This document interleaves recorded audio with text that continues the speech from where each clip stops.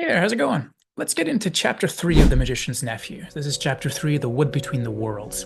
So we're just coming off the last chapter where Diggory was talking with Uncle Andrew, and that's when he was angry with Uncle Andrew for tricking Polly into picking up the ring. That chapter ended with Diggory realizing he didn't have a lot of choice in the matter, and so he decided he needed to do what his uncle wanted and take the other ring and go after her. So it ends as he's kind of reaching out to take that yellow ring. It's kind of funny how, as we transition here into this chapter, it's kind of like there's this really noticeable transition point as we are suddenly taken from one of the really dark parts of the story, Uncle Andrew and all the evil that he represents, into one of the really beautiful, wonderful parts of the story. It's kind of like for a moment, as we step into this chapter, it's almost like everything horrible just kind of melts away completely, and we find ourselves in a dreamlike, mysterious, restful adventure for one long, extended, calm, and peaceful moment. Because we get to visit the wood between the worlds, a place where nothing ever happens, and that's okay. It's okay because that's what nature is here in this unspoiled place of calm and peace that's alive and where Uncle Andrew would never dare to come. So the chapter starts as Diggory emerges from the bottom of this pool in the middle of the wood, and he's coming out of the water, but he's still dry, and he finds himself in this wood with bright green light coming through the treetops that are so leafy you can't see the sky through them, but you can just see this bright and warm daylight coming down green through the treetops. The wood is described as being perfectly still, and, quote, you could almost feel the trees growing. And there's a little clear pool every few yards like the one that he just came out of. So that's what the place looks like. And then perhaps more importantly, there are a number of experiential features that characterize this place, at least as it's experienced this first time on their first visit here. The first and most notable experiential feature of their first visit here is this temporary forgetfulness. It says that if you had asked him where he had come from, he would have probably said something like, "I've always been here," which ends up being very close to what Polly and he actually do say to each other a little bit later on. But anyway, and then secondly, I think it's implied that there's an experiential feature of something like contentedness that characterizes the place here. We specifically notice this by the absence of any strong feelings or drives, such as fear, excitement, curiosity, panic, regret, sadness. There are no felt needs here, no painful desire of any kind. The narrator doesn't use the word contentedness, but when you read the rest of the descriptions, you kind of feel that. And then later on, when Polly finally does end up speaking, the narrator describes her as speaking in a, quote, dreamy, contented kind of voice. So, on their first visit, these experiential features really seep into everything. Later on, toward the end of the chapter, the narrator makes a reference to the morning, and then he adds, quote, "If it was a morning, it seems to be always the same time in the wood between the worlds." Similarly, here at the beginning of the chapter, the narrator says that it felt, quote, as if one had always been in that place and never been bored, although nothing had ever happened. As Diggory said long afterward, it's not the sort of place where things happen. The trees go on growing, that's all. And then later on, when they do finally begin talking to one another, both of them slowly begin to remember their prior life, but it's kind of like they're slowly remembering bits of some kind of distant portrait, or they're slowly coming to remember bits of some far-off dream. All right, so we'll get into that in a minute. But first, let's hit pause for a minute and let's talk a little bit about just the concept of this place with its various experiential and metaphysical features that make it so unique and memorable and give it such a unique quality to the characters and to the writer and to us as the readers. Why does this place feel so wonderful, so beautiful, so perfect, and in a funny way, maybe even a little bit familiar? So there's a number of things that come to my mind that I think this odd kind of nature in the wood between the worlds can be compared to in some interesting ways. So first off, I can't help but compare it to the elf havens in The Lord of the Rings, such as Rivendell and Lothlorien. Those are places that come across sort of like small, idyllic oases of peace, joy, creativity, and community, in which you can never really be sure how much time is passing, because time just doesn't seem to work the same way it normally does in the outside world. So these are places where, as a result of the magical influence of people like Elrond and Galadriel with their magical rings, these are places where you kind of wish you could go forever and just lose track of time and just be at peace forever, sort of to forget yourself and to find yourself at the same time, which is what Bilbo and others were privileged to do for a limited time, though eventually, of course, they had to leave eventually. So I can't help but feel a little bit of that feeling here, almost as if we're dealing with kind of like a primordial version of the same kind of thing that inspired and that characterizes the magic of Rivendell. almost like there's a similar set of principles and intuitions that come into inspiring this dreamy wood here that serenely connects together Lewis's multiverse. Secondly, the wood's a little bit like some real-life places, and specifically within the chapter, it's compared to the tunnel from chapter 1. So a good bit into the chapter, Diggory, he's kind of speaking for the narrator, you could say. But anyway, he suggests to Polly on page 37, I don't believe this wood is a world at all. I think it's just a sort of in-between place. Polly looked puzzled. Don't you see? Said Diggory. No, do listen. Think of our tunnel under the slates at home. It isn't a room in any of the houses. In a way, it isn't really part of any of the houses. But once you're in the tunnel, you can go along it and come out into any of the houses in the row. Mightn't this wood be the same? A place that isn't in any of the worlds, but once you've found that place, you can get into them all. Well, even if you can, began Polly, but Diggory went on as if he hadn't heard her. And of course that explains everything, he said. That's why it's so quiet and sleepy here. Nothing ever happens here. Like at home, it's in the houses that people talk and do things and have meals. Nothing goes on in the in-between places, behind the walls and above the ceilings and under the floor, or in our own tunnel. But when you come out of our tunnel, you may find yourself in any house. I think we can get out of this place into jolly well anywhere. So some of the logic of the metaphysics in this wood between the world place, at least as Diggory is hypothesizing, some of the logic of it is based on what it's not. That it's not a place where things happen. Not even a place where things used to happen and don't anymore because of death or degradation, like with Charn, which we'll visit in the next chapter. And then with that as our explanatory paradigm, that would lead to certain ideas about why they feel so sleepy, why they temporarily lose their memories, why you feel so contented and quiet and calm and peaceful, etc. And then, still thinking about real-life, day-by-day kinds of parallels, here's one thing that Diggory doesn't mention, but I think it has a lot in common with something else that we all experience. So just like the tunnel was an in-between or a motionless liminal space in the real world, as it were, in a similar way, waking up after a long, delicious sleep on a Saturday morning or on a camping trip or on a vacation or something like that, that's also something relatable that we've all experienced, where the nature of time kind of has lost all relevance for you, and you're free to simply forget everything. And you kind of do forget in those initial moments right as you awake. If you're in an unfamiliar place, like on a camping trip or something, you may literally for a few moments actually not know where you are as you transition in that experiential in-between place, between the world of dreaming and the world of waking. In that in-between place, maybe the in-between place between the day-by-day grind of the week and the weekend that you're waking up into. In that in-between place, as you enjoy this great quantity of sleep with no need to be anywhere or go do anything. So maybe perhaps if you had asked Lewis what the nature, the metaphysics of this place meant, maybe his answer would have been that the only explanation that he was consciously aware of was that this is an in-between place, like what Diggory said. This is an in-between place, like a tunnel connecting multiple houses, where the important feature is that nothing happens. But even if that would be what he would have said, and I don't know if it would have been or not, but I think even so, the concepts that he is kind of like effortlessly just producing here as he creates this mesmerizing place, I think these are concepts that are kind of tying together all kinds of intuitions and concepts and categories that for someone like Lewis would just be part of the mental landscape. These background elements that would come out in his conversations, in his thought life, in his dreams, in his daydreams, and which are going to emerge with or without effort when he sits down to write an imagination-capturing piece of fiction like this one. So I think there's a lot more to the significance of this place than just what's not there, that it lacks, just like the tunnel lacks. It lacks action, it lacks the living of lives and stuff like that. So number one, it certainly reminds me of Tolkien's elf havens in Lord of the Rings. Second, in real life, it's like a tunnel connecting houses, like Diggory says. In real life, it's also like a long, sleepy morning on a vacation day. And third, it also reminds me, in an interesting way, of the initial entrance to Narnia back in the first book Lewis wrote, the first Narnia book he wrote, The Lion, the Witch, and the Wardrobe. It reminds me of that in a couple of ways. So first, one of the notable aspects of the distinctiveness of the nature in Narnia that came to attention in that first book he wrote, the Wardrobe book, one of the notable things that you noticed was that time was different. So you go into Narnia for hours and hours, or for days and days, or years and years, and you come back exactly the same time as you left. So your adventure, which is usually what a visit to Narnia turns out to be, your adventure will seem to have taken no time at all.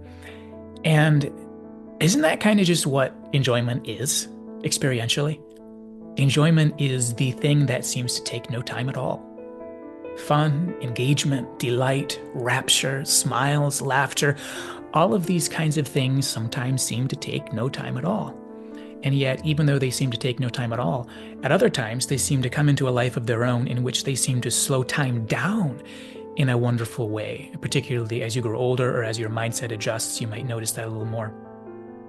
But that's the kind of thing I think the land of Narnia kind of seemed to be expressing in that wardrobe story. This innate sense that we have as children and even as adults that sometimes time is a variable with a life of its own. And we kind of wish that certain kinds of things wouldn't be limited by time. And also we sometimes feel that time is skipping and hopping along with us. And other times we kind of feel like time is slowing down to a delicious crawl.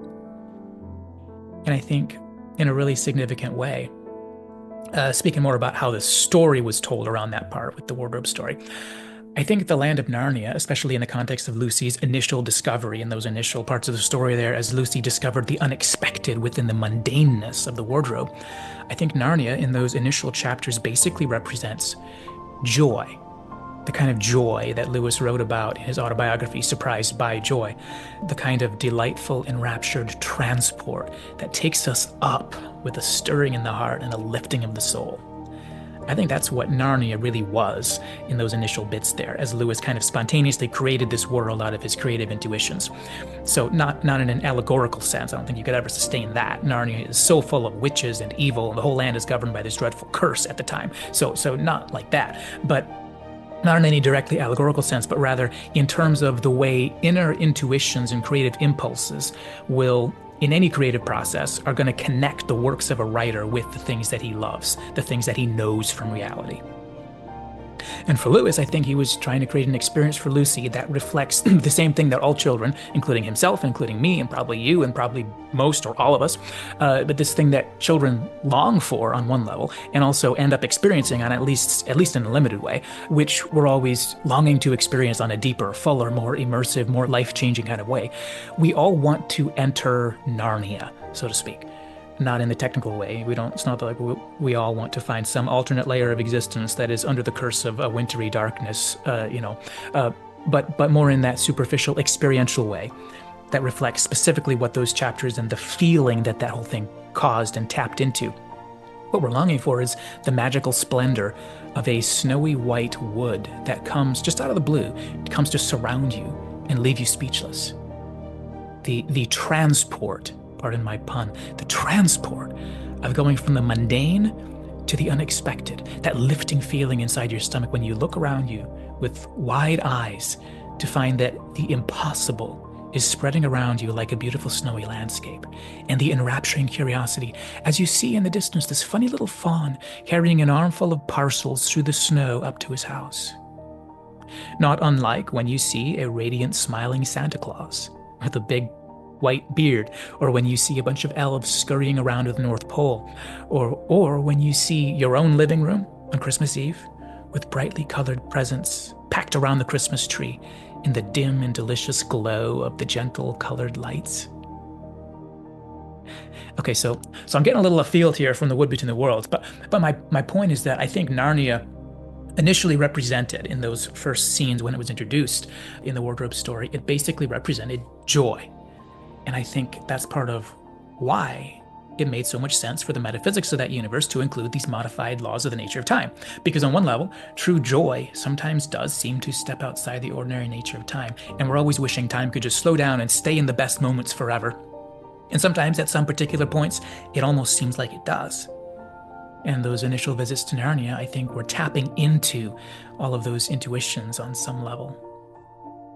And I think the Wood Between the Worlds taps into the same concepts, but just in a slightly different way. The wood isn't a place where you go off to have adventures, a place where you long to go because you're bored and there's nothing exciting in life. The wood is a place where you escape to when you're exhausted by the oppression of evil and suffering and fear. And you're allowed to just exist in this beautiful place where nothing ever happens and Uncle Andrew is never going to go. And you get to just be there and not be bored or lonely or afraid. And you don't need to worry about finding something to do because in this place, staying in one place for a long time isn't a way of straining against nature. In this reality, it's a way of going with the grain of nature. In this world, that means you don't have to be going anywhere, doing anything, or fretting about anything at all. So first I compared it to Tolkien's elf havens, then I compared it to transitional spaces and sleepy mornings in real life, then I compared it to the initial entrance to Narnia in the wardrobe story. And then number 4, I think the wood can be compared to some kind of traditional ways of thinking about heaven in modern popular Christianity. So the idea of heaven being timeless in some way has, I think, partly been influenced by the King James Version's translation of Revelation 10:6, which says that in the end, quote, there should be time no longer. And that way of reading the text really goes back to at least the 14th century when Wycliffe made the first complete English translation, and it says basically the same thing in that translation. But most modern translations will instead render the phrase something to the effect of, there shall be no more delay. So completely removing any reference to time as time. And it's been observed by theologians that it's pretty difficult to conceive of meaningful existence for humans as humans without any kind of time at all. But despite that, the idea has kind of remained in popular consciousness in some sectors of Christendom. So you'll hear people throw around the phrase that, quote unquote, there's no time in heaven. Now, I don't think that phrase is particularly helpful. I don't think it's theologically accurate or true, and I don't encourage anyone to say it or to believe it. But I do think that it may tap into the surface of something that's deeper. I think we all have a sense that time, and the way time plays out, is part of our human limitations. And sometimes it plays a role in some of the struggles and suffering and the uncertainties of our lives as humans. And is a human limitation that God doesn't share. As it says in Psalm 90 and in 2 Peter 3, with the Lord, a day is like 1,000 years, and 1,000 years is like one day. So God isn't tied down by time. Most Christian philosophers agree that in some sense, time can probably be thought of as one of God's innovations. God is fundamentally beyond time, and it is one of the good things that God has made. So even though we definitely shouldn't go around saying things like there's no time in heaven, there's nothing implausible about suggesting that the nature of time could be one of the many beautiful, mesmerizing departments of goodness that God is free to package into any kind of gift for those he loves. But this wouldn't be a gift of subtraction, not like God would be disembodying us from time or ripping us out of chronological reality, because God's gifts aren't done by subtraction, by causing us to lose or to be separated from life as we know it. But that said, when it comes to the eschaton and the ages beyond the age, who knows what kinds of more could be laid out as goals to reach or desires to fulfill. So anyway, back to the wood. So first off, the wood reminds me of elf havens. Second, transitional spaces and sleepy mornings. Third, the joy of finding something like Narnia. Fourth, Christian concepts relating to the afterlife, including the recent pop culture notion of there being no time in heaven, but also the more theologically grounded speculative intuition that time may be one of the gifts that God is free to, at any point in the ages to come, to repackage or to empower us to repackage in any way he wants. And on that one, for what it's worth, it's interesting to note that in the study of near-death experiences, researchers have noted patterns in the stories people share that relate in some way loosely to these concepts, either that people report great amounts of things happening in short periods of time during NDEs, or that the experiencers report that they were told during the NDE that time works differently in the other realm, or something like that. So whether these kinds of reports have been quietly informing people's individual imaginations over the centuries, and therefore it enters into the collective consciousness and enters into the literary landscape, enters into the mind of a literature professor like Lewis, or whether people's NDEs have been partly influenced by their literary influences, by their imaginations and expectations. So either way, this is kind of an interesting additional element to add to the mosaic here of the kinds of things that have interesting elements in common with the flavor that Lewis is painting when he comes up with the wood between the worlds here in chapter 3 of The Magician's Nephew. All right, so let me try to wrap together and give an idea of what I think the nature in the wood between the worlds actually means. or how we should think of the significance for the reader. So I think that the feature set characterizing the wood between the worlds can be seen as operating on two levels primarily.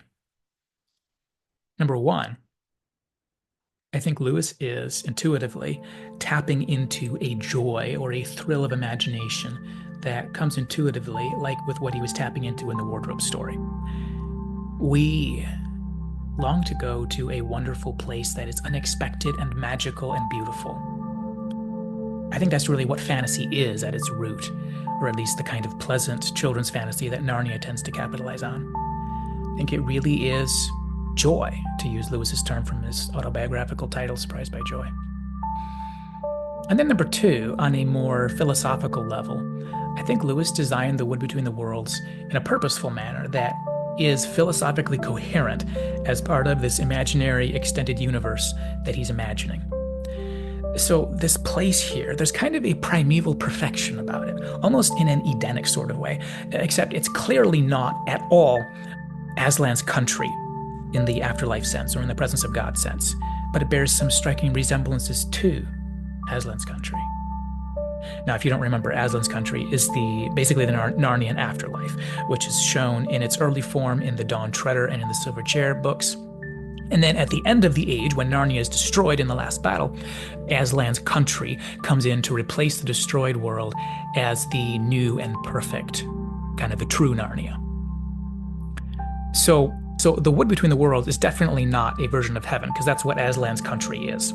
That's the place of the presence of God that ends up unfolding into the kingdom of God in the coming age, and then is the place that in the current age fills the role of the afterlife for individuals, etc.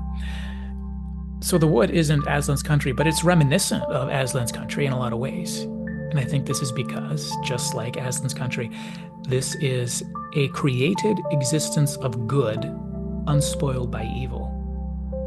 It is a fundamental primeval good created by Aslan as part of the original created order. And therefore, the splendor and wondrous goodness of the nature of Aslan permeates it. Not because it's some kind of long-awaited telos, and not even because it's intended for humans at all, but just because everything Aslan makes is good. You could say that, in a way, if it represents something, it represents the delight of Aslan in creating. It represents the expansiveness and splendor of God's good universe. This is a place that is good, not because it was made for humans, but maybe more just because it reminds Diggory and Polly how much wonder and glory there is that no human has ever seen. Because there is such a thing as that which is so much greater than humans, unrelated to humans, of a value that doesn't even involve humans. In this case, something that preceded humans and will outlast the best and worst of what we could ever see around us today. It's the expansiveness of the scope of God's creative imagination. So it's not heaven or the kingdom of God or anything like that, and it's definitely not any kind of simplistic allegory for heaven or for anything else. But I think it really does relate to, and I think is at least partly inspired by, really all of the above. And it's a really wonderful thrill to read about, for me at least, both back when I was an 8 to 10-year-old, back when I was a kid, and now as a grown adult.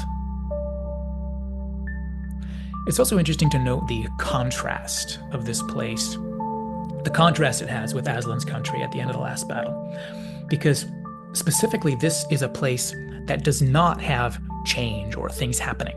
That's a really important part of its identity. Nothing happens here. That's what this place is. But in the expansive world of the eschatological true Narnia at the end of the last battle, you get exactly the opposite. You get the sense that there is no end of complicated and beautiful and intricate layers upon layers of things happening in that world. So in that sense, it's got a little more in common with these little glimpses we get of Aslan's country that we get before the eschaton. For example, at the beginning of the Silver Chair, or at the end of the Dawn Treader story, we get these little glimpses in which Aslan's country is more of a place where you may find Aslan, but you won't find a lot of things going on. It's more a place of peace where people wait. in that version of Aslan's country, before the dawn of the eschaton, before the destruction of the first Narnia at the end of the book, The Last Battle, those descriptions don't talk about all these layers upon layers and the expansive, endless journey of development and discovery and all that.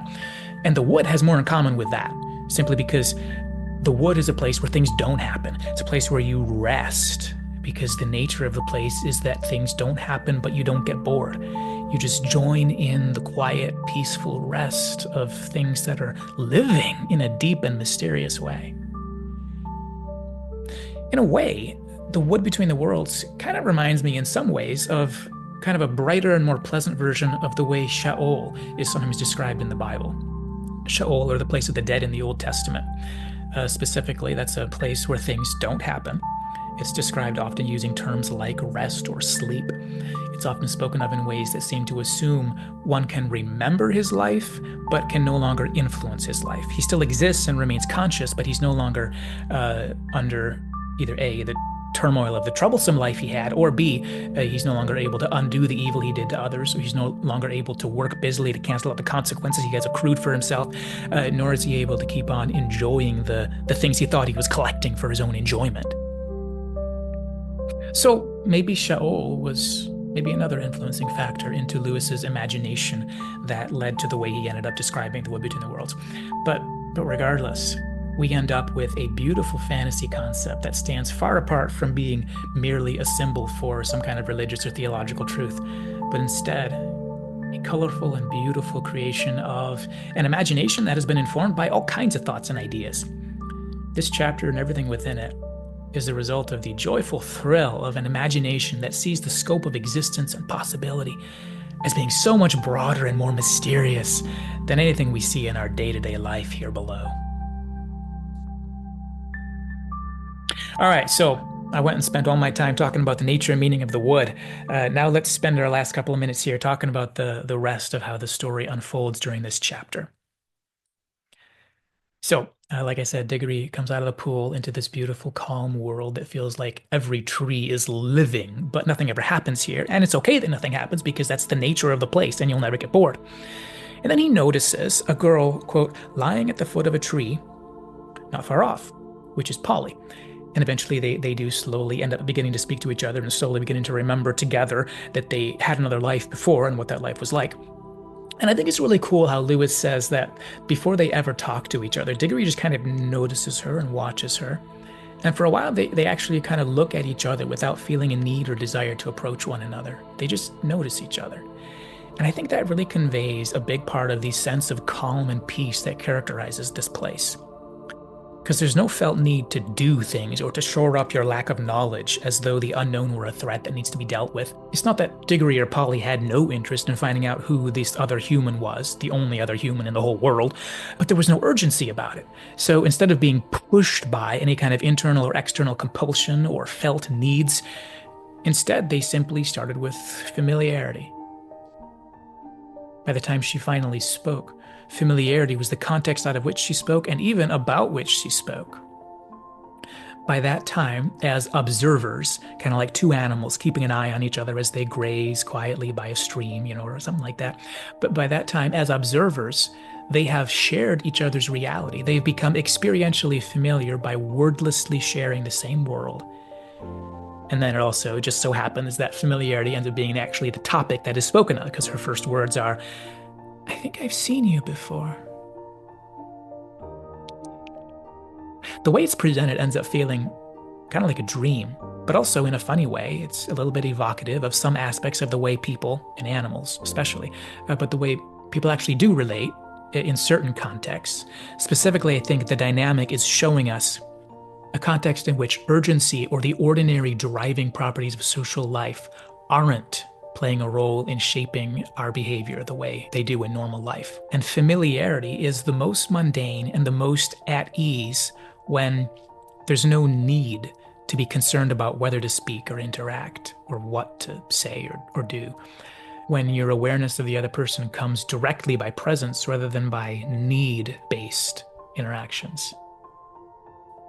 Another thing that comes to mind as well This is more on a purely superficial level. On a superficial level, you could compare it to Tolkien's romantic story of the elf and the man who meet in the wood and they stare at each other for like 1,000 years before they speak, or something to that effect. I forget the details. But now, of course, that similarity is entirely superficial because here there aren't any romantic dimensions to the story. The staring here is caused not by rapture or fascination, but actually by its opposite. Here, watching one another is caused by their disinterest, is caused by the lack of need and the idyllic perfection of the place that they're in. Maybe a good Lord of the Rings parallel would be if, let's say, Frodo wakes up in Rivendell after some kind of traumatic encounter with evil, and he wakes up in Rivendell, and then as he lays in bed in the late morning, he idly and blissfully watches Bilbo off in the distance, scratching away on a parchment, writing the last parts of his book. Because in Rivendell, with its magic of timelessness in the air, Bilbo has no need to rush in writing his book, and Frodo has no need to rush in getting out of bed. So he just stays and perhaps idly observes with the comfort of familiarity and with no need to say hello to whatever person or persons are in this heaven with him. Anyway, so Diggory and Polly do slowly begin to talk, and they slowly begin to remember their former life. And then they see the guinea pig with the ring taped to it, and that's when they seem to truly wake up. And they shout, "Mr. Ketterly!" and "Uncle Andrew!" at the same time, and then they remember everything, and they start talking excitedly and quickly. And then there's this little bit here. I think it's kind of cool how it's phrased as the kids decide against taking the guinea pig back with them. And they decide that because they know Uncle Andrew probably wouldn't treat it well. And they see how contented and happy it is there in the wood. And I think that tiny little detail there, it just kind of shows us a little bit about C.S. Lewis's value system, in that his protagonists care about even the smallest creature and they want to protect it.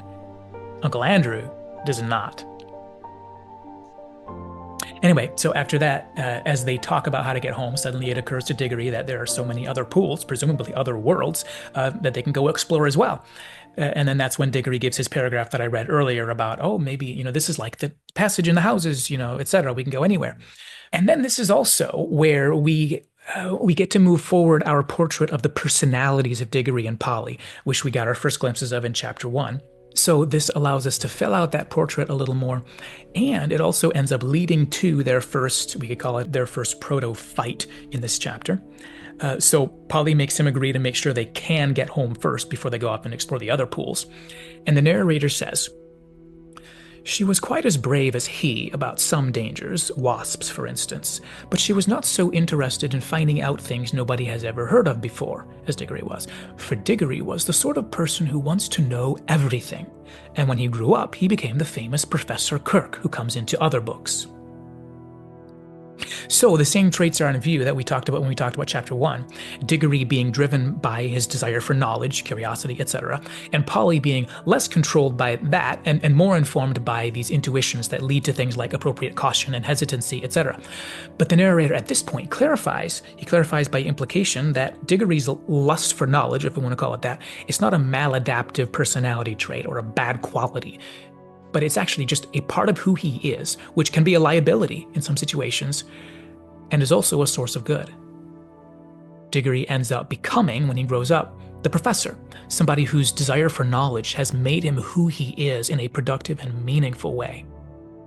Meanwhile, Polly's intuitions about risk or danger are her, we could say, kind of her unique guidepost that Diggory doesn't, at this point, share in quite the same way, and that's a source of conflict between them, because they're guided by different impulses. They're wired differently. And this is why she's the one who not only wants to make sure they can get back by their pool before they go off and explore other ones, but also she's the one who remembers to mark the pool before they run off and forget where it was. And then they both pause and turn a little white when they realize how close they came to losing it for good and never getting back.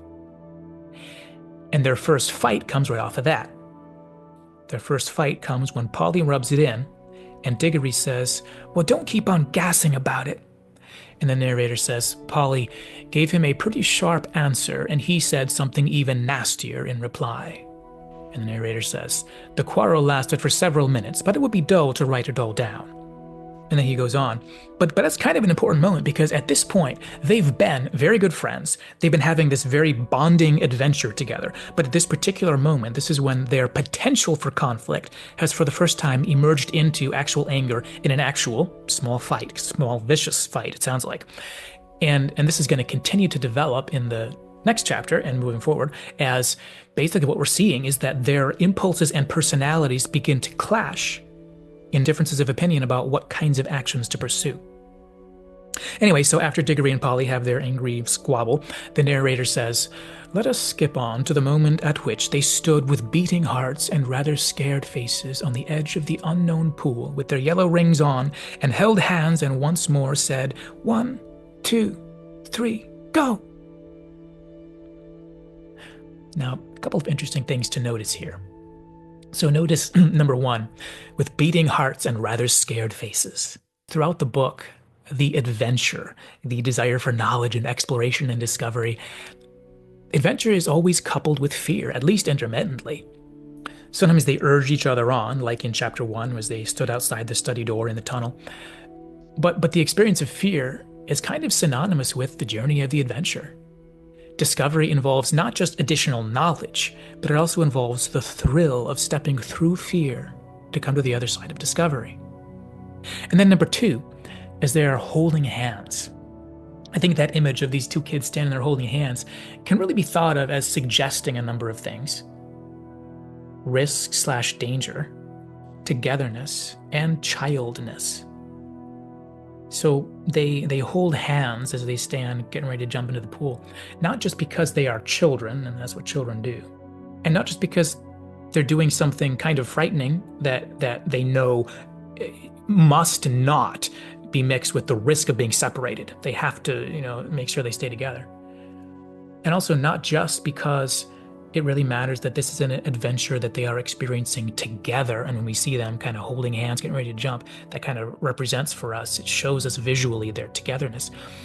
Not just really any one of those three, but we could say that simple visual feature of these two children holding hands as they get ready to jump actually implies all of that, all three of those, I think, in the story. Now, I doubt Lewis gave any real thought to that tiny little visual element, but that doesn't take away the significance and the beauty of the image of these two children standing together on the edge of the pool with fear on their faces and their hands clasped tightly together, getting ready to jump into who knows where. And I suppose a snapshot of that image would be a snapshot of another liminal space, as it were, a transition point, a still frame of time that represents the going or moving from one place or time to another, rather than the settledness in one place as a snapshot you would think a snapshot would be. Now, that particular time that they jumped, that particular time they actually didn't end up going anywhere. They just made a bunch of splashing because they were wearing the wrong rings. And that's when the narrator gives us a tiny little addendum to last chapter's portrait of Uncle Andrew. Because after the children kind of start to realize maybe the yellow rings aren't really outward and the green rings homeward, but maybe actually the yellow rings take you to the wood and the green rings take you into some particular world. But then the narrator explains. The narrator says, "Uncle Andrew, you see, was working with things he did not really understand. Most magicians are." So this kind of builds out the portrait from what we observed in the last chapter about the nature of magic in the land of Narnia versus outside the land of Narnia, and that people like Uncle Andrew and his fairy godmother outside of Narnia are dabbling in things they don't understand and using inadvisable means to do so. This is in contrast to how magicians are portrayed in the land of Narnia, where Aslan has instantiated this different set of natural laws. There aren't a lot of wizards or magicians in the Narnia stories. The two main ones that will probably come to mind for most readers would be the two magicians near the end of The Voyage of the Dawn Treader, the two magicians on the islands near the world's end. Both of those magicians, though, actually aren't humans who manage to attain magical powers somehow, but they are actually stars from the heavens which have come down to Narnia. And so these are magical beings by nature, quite unlike Uncle Andrew. In that sense, they have a little bit in common with the class of wizards to which Gandalf belongs in The Lord of the Rings, the Maiar. And then the only other, really, that I can think of at least, the only other wizard-like or magician-like being in Narnia, unless you count the centaurs, the only other one would be the Hermit of the Southern March from The Horse and His Boy. The hermit seems to be some kind of magical person, but we don't get any real details about his backstory or whether he's a man or whatever. So maybe the hermit would be the one example of a wizard in the Narnia stories who isn't some kind of celestial being from the heavens. But anyway, it seems like the comment about Uncle Andrew put here in the last of the Narnia stories that Lewis wrote, it seems like that comment there is meant to apply primarily to magicians outside of the magical land of Narnia, that land which Aslan created around these magical laws of nature, the laws that, as he explained to Lucy near the end of the Dawn Treader story, he shows up and he turns visible from the magic book, and he explains to her, well, why would I break my own rules? So basically he's telling her these are the rules or the laws of nature that he's instantiated for this creation that he made, so that even he becomes invisible when there's an invisible spell in the air, that kind of thing. But then the Narnian magic has no effect outside of Narnia in places like London, where those laws of nature don't operate. But anyway, so people like Diggory or Professor Kirk, who he grows into, people like that don't choose to dabble in the pursuit of the kinds of magical arts that Uncle Andrew and his fairy godmother pursued, presumably through dubious means, because people like Professor Kirk recognize that such things are outside the path of wisdom, outside the purview of goodness. Anyway, so Diggory suggests trying it with the other rings, try and jumping in with the other rings just to see what happens. Maybe it'll, and Polly's reply is, I'm game if you are, which you might remember. That's a verbatim same thing from what she said a couple other moments earlier in the story. So on the one hand, hearing that verbatim phrase that she said twice before makes her feel a little more like a consistent character, because people talk in certain ways. But at the same time, it also leaves an interesting, fun little trail of reference points for us, reference points for transitions throughout the story. Because last time she said this was when they were outside the door to Uncle Andrew's study. And the time before that was when they were first discussing the idea of going into the tunnel to try to enter the abandoned house in the first place. So it's a fun little reference point with a nice little bit of parallelism, especially since the author has already compared, or Diggory has compared the wood to the tunnel, tunnel passageway. So back earlier, by encouraging each other to step from the tunnel into that unknown door, I'm game if you are. By doing that, they met Uncle Andrew and they faced the first temptation, which was the rings.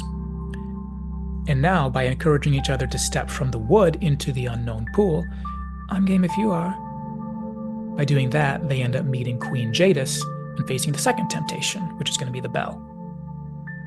And I just think that parallelism is just so cool.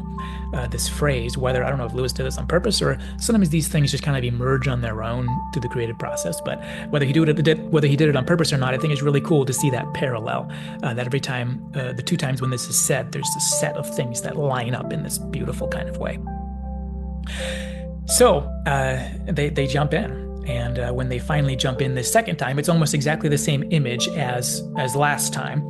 They're standing on the edge of the pool, holding hands, but the narrator says that this time they were, quote, a good deal more cheerful and less solemn than they had been the first time. I wonder if, by the time they get to this second try, I wonder if you would even be able to see the fear on their faces anymore. Or has the joy of collaboration, has the pleasant distraction of friendship dulled all fear from view? So that this time, it's not merely that one of them is urging the other one on, but instead this time the fear has diminished just because of the enjoyment of the social process that they're engaged in. And I guess probably also just because they actually don't think it necessarily is even going to work when they jump in. The narrator says they weren't really sure it would work. But anyway, so the chapter ends with the three words, and they jumped. And that's it. What a perfect, picturesque ending. And then the story is going to continue in the next chapter. So as we come away from this chapter, there's a number of things in the works. Definitely the biggest one is the reader's curiosity for what on earth kind of thing they're going to find on the other side of the pool. This is probably the biggest draw and magnetizing power for the reader, the wonder and awe and mystery of what they're going to discover as they keep exploring at every point. In a lot of ways, I think Diggory kind of is the reader. I think Lewis is writing for an audience primarily of Diggory's. But secondarily, as we come away from this chapter, there's the building friendship and the mounting conflict of personality or tension or potential for conflict between Diggory and Polly. They are good friends and have a growing trust and attachment because of the uniqueness of their shared experiences. But the closer any two people get, the more their closeness results in their separateness being highlighted, which is eventually going to result in the clash of their not sameness. And then ironically, the source of this inevitable clash is identical with that which makes them better together. That which makes them stronger together is the same as that which makes it difficult for them to work together, difficult for them to have shared goals that approximate their individual goals in any given situation, difficult for their friendship to encompass cooperation and togetherness rather than the kind of dissatisfaction that negates friendship and undermines the valuing of one another and the desire to share what they have to share. And so that will continue to play out in some fascinating ways as the story goes forward. And then in the background, Diggory's deepest pain, his love for his mother, has gone to the background, out of sight but still remaining. The only reference to his mother in this chapter was near the beginning when the narrator described Diggory's forgetfulness from the being in the place, and it says, quote, "He was certainly not thinking about Polly or Uncle Andrew or even his mother." So Diggory's mother is out of sight for this chapter, and even Uncle Andrew has begun to fade into the background as suddenly less important and less frightening due to the wonder of what they've found. Now, in this mysterious world and this great adventure, all that is left is the glorious unknown and the friendship they share.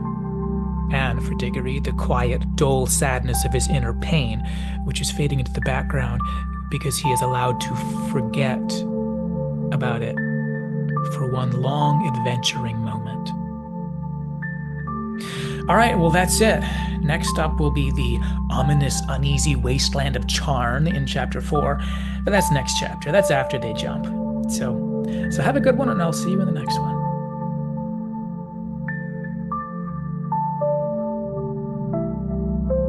Hey, if you're interested in more videos talking about the overlap where sci-fi and fantasy meet with things like psychology, philosophy, and spirituality, then make sure you go ahead and hit that subscribe button. But see you in the next one.